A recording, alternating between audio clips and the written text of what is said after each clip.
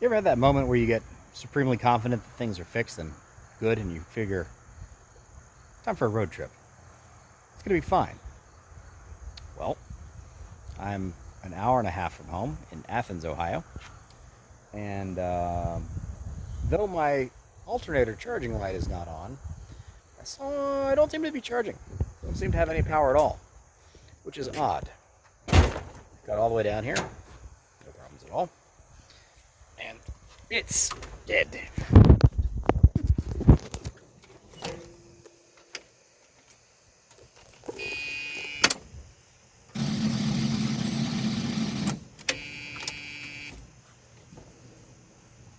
Odd. So hey, welcome back to Lucore Automotive. Obviously I'm not at Lucore Automotive, but I'd like to be. Stay tuned.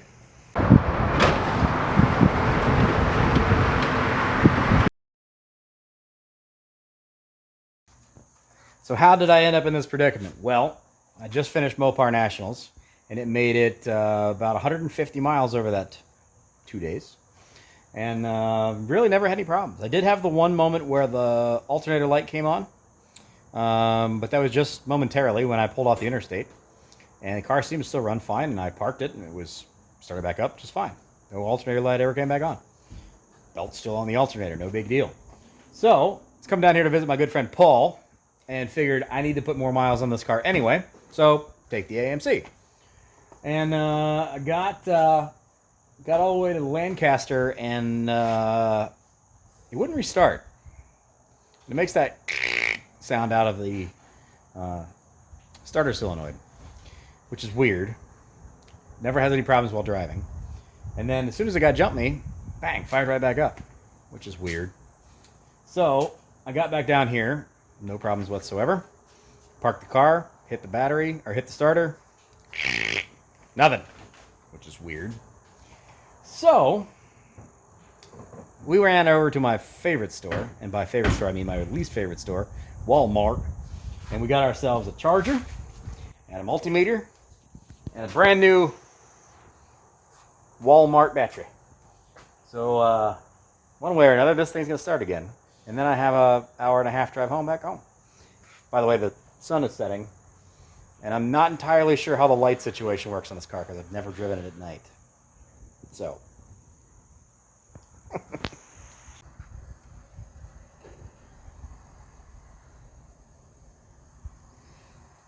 one of those awkward moments where you realize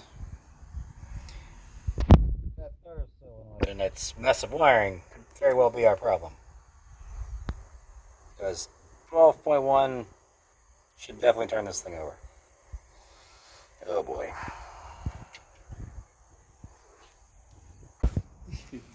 All right, there we go. Got our Walmart battery hooked up. Let's see if she fires off.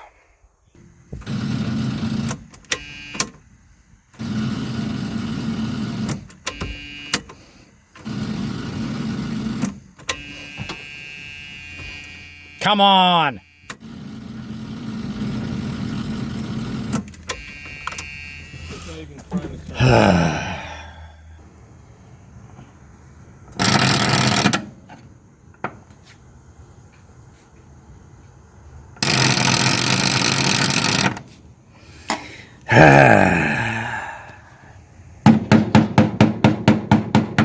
Work.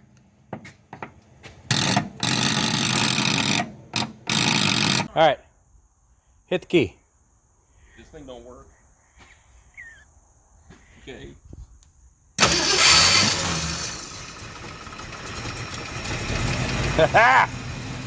So, short in our Interstate battery. She's back up and alive again. Looky there. And our fuel pressure is where it's supposed to be too. Ha ha! I did it. I did it. I fixed things. Now I can drive home. Hopefully quickly. All right, and just like that, we're off. I've got about a little over a half a tank of fuel left. So might be able to make it back to Columbus, provided that the float level is correct, which I don't know. Also don't know my lighting situation. Haven't driven at night yet, so I've got about an hour until the sun goes down. We might find out. There are no lights or anything on. Normally speaking, if there's an alternator problem, there's actually a light up there that says alt, but it is not on. So I'm gonna generally guess that it's probably charging. Could have totally checked that with that multimeter I have to verify, but it's more exciting if you don't know.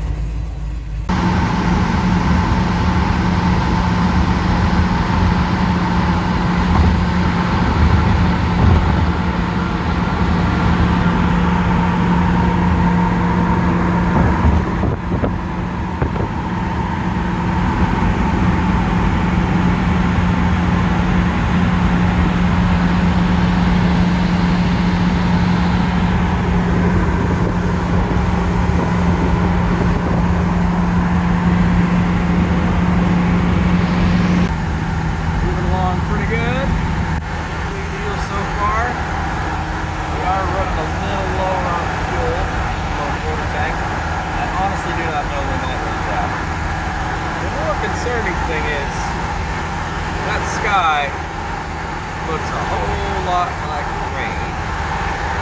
You may or may not have seen this in a previous video, but I have no sunroof. Windshield's down. No hand crank on that.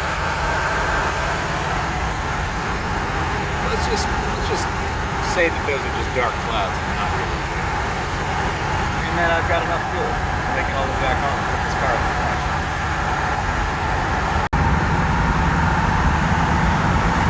Sun is fading. There's downtown Columbus over here.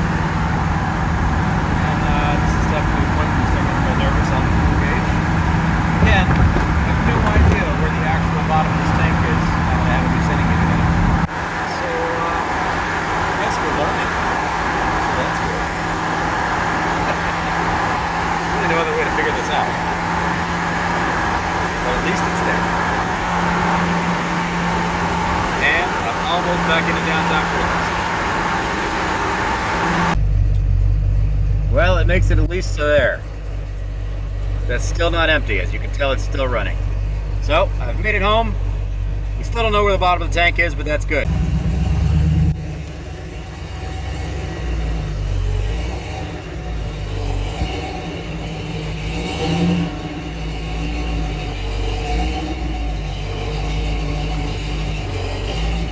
Alright, successful.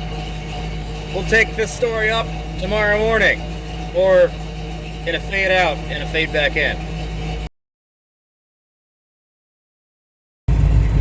Well, apparently my new level is going to be right around the E line. We're still moving, I'm in the gas station. So that's a good thing. So this is kind of a good news, bad news situation. Good news is the car starts up, started just fine, and started just fine at the gas station. Bad news is, as you can see ahead of me, it is a very cloudy, rainy day here in Central Ohio. So I'm gonna try to get this thing to the shop before those clouds decide to drop rain through that completely missing sunroof. Hopefully the next thing you see is not me soaked on the side of the road. Or driving and soaked.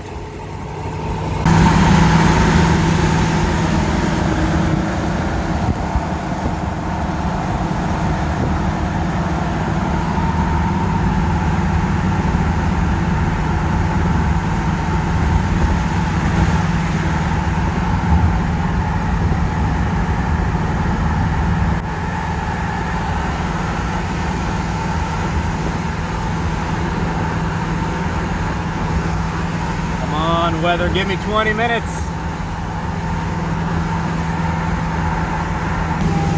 For anyone who's ever owned a convertible and gotten caught in the rain, this is kind of that exact same experience. Stay above like 65, 70 miles an hour and it doesn't get wet in here. I'm nice and dry. If I slow down, I'm gonna get soaked. So, good news is it's almost entirely freeway driving from my house to the shop. Well, actually, we're not going to my shop. we're actually going to Liquid Vision Auto Detailing to go see Jesse Price. And he is going to clean up this unbelievably disgusting windshield for me with some super technical ways that he has, so I can actually see out of this thing more efficiently. Hopefully you probably noticed that in the last couple of videos. If I shoot through the screen, it's terrible.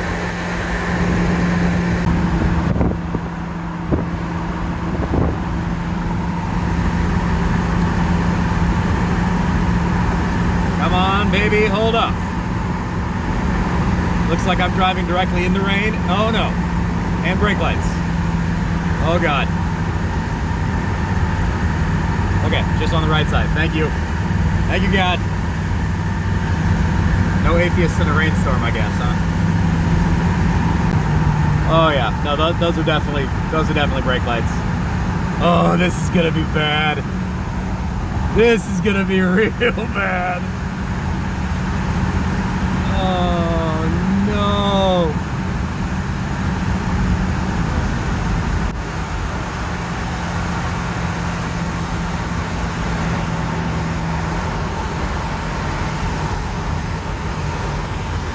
This could not happen on a worse day. Oh, man.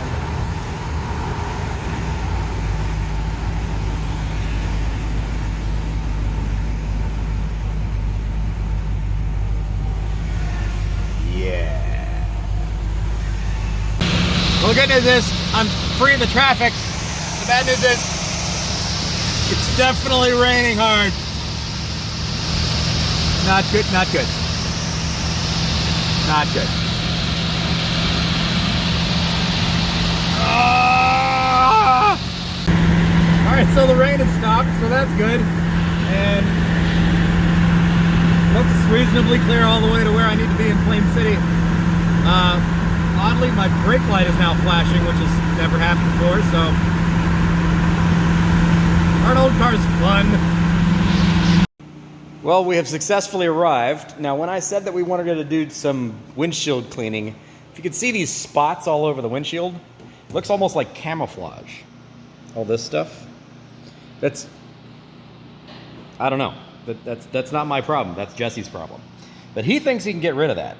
Also, some of these, maybe these drag marks, because these windshield wiper blades are from, I don't know, 1980 something probably. This side is considerably more scrapey than that side is. But it's not real deep. So we're gonna see if the wizard of auto detailing can get all that stuff cleaned up. And I'm not gonna show you this process because it's gross and top secret. But we'll follow this up here shortly once he's done. Wish him luck.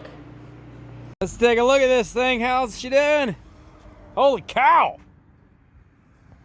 Dude! That looks freaking fantastic compared to what it did before. There's not any of the splotchy, camouflagey stuff going on anymore. Scrape marks actually did come out a decent amount. That big scratch one on the top is probably going to be, short of doing a wet sand on the glass, is probably impossible to get that out of there. You can see like in the corner here what that splotchiness looked like. It's right there. But the entire windshield is clean. Dude, nicely done. Look at that. You can see out of the windshield now. Fantastic. Well done, sir. Thank you. Well done. Alrighty. So thank you very much to Jesse at Liquid Vision Auto Detailing. He has made my AMX slightly safer to drive now, and I'll actually probably put some windshield wipers on it now. So it's, yeah, moving along. Moving along. Now I got to figure out what's going on with that battery situation. It's a brand new Interstate battery. I don't know why it would have had a problem, but we'll get in touch with our Interstate guys and see what's going on with that. But brand new Walmart battery is getting me going back and forth now, so we're fine with that, I guess. So yeah, made almost 400 miles over the Mopar weekend. all the way to and fro from the shop out to National Trails and back a bunch of times, downtown to my house, and then from downtown all the way down to Athens, and then from Athens all the way back to my house, and then from my house back up to here. Yeah, so hey, look at that. The AMX has made its very first actual kind of road trip. Yay! Thank you very much for paying attention to this kind of stuff, supporting me in my AMC AMX build and all of the craziness that it is. We very, very much appreciate you, all you folks that watch this stuff. So if you have not already subscribed, please do click on that subscribe button. If you have any questions or comments or anything, as always, please drop it in the comment section below and click on the like button. You made it this far, you might as well do it. We'll see you on the next one. Take it easy. Holy cow, that's a lot better.